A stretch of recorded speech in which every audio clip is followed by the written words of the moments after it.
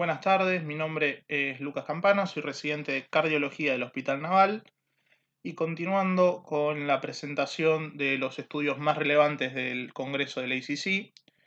hoy vamos a hablar del estudio Venus que fue presentado por el doctor Miguel Valderrábano,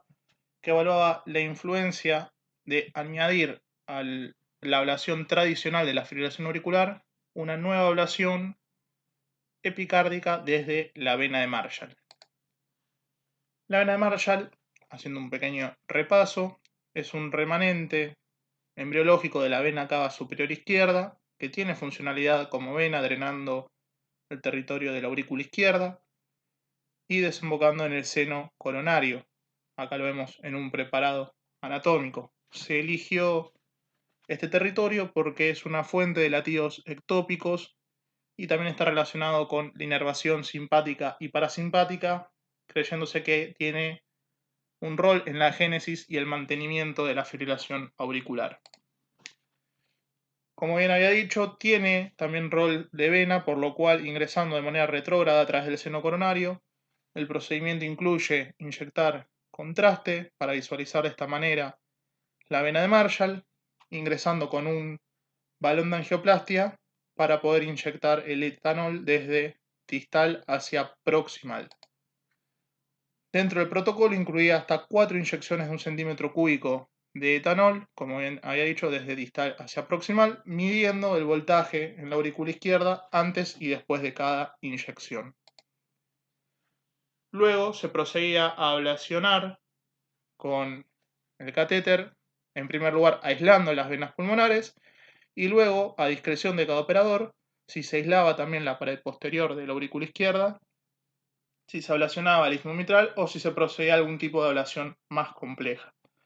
Finalmente se medía y se cuantificaba el tamaño de la cicatriz y se evaluaba si había o no, confirmándose que sí había, lo que es el bloqueo bidireccional en la zona de la cicatriz.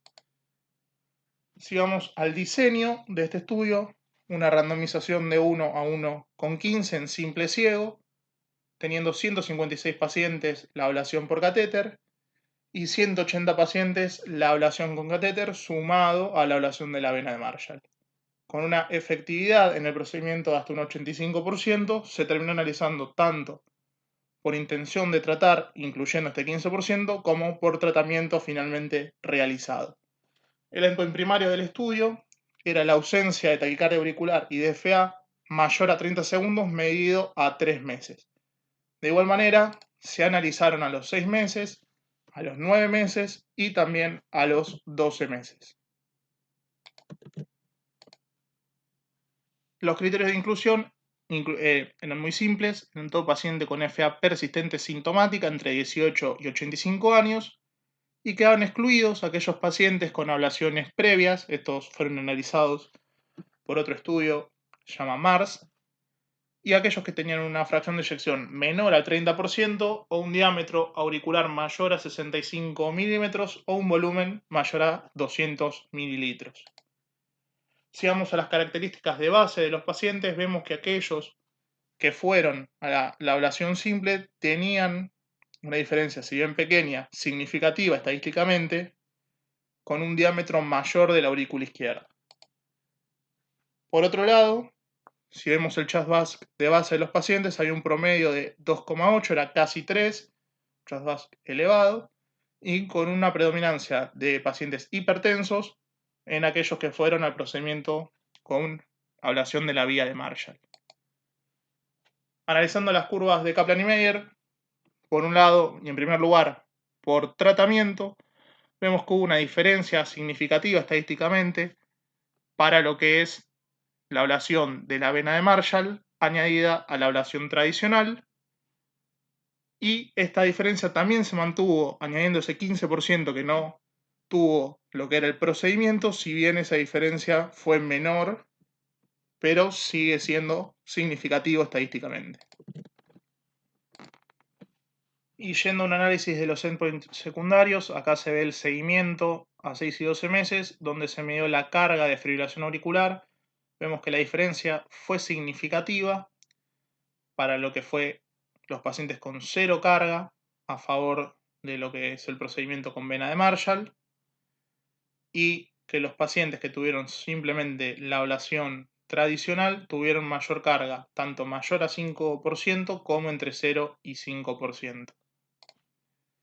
Las conclusiones de este estudio: en primer lugar, la ablación concomitante de la vena de Marshall es un procedimiento, en primer lugar, seguro, y también es un procedimiento posible, teniendo una tasa de éxito del 85%.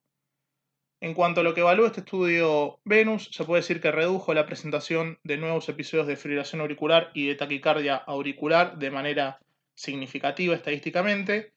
y que, como indican los endpoints secundarios, podría reducir la necesidad de nuevos procedimientos tanto a 6 como a 12 años. Este fue el estudio Venus, muchas gracias y quédense en sus casas.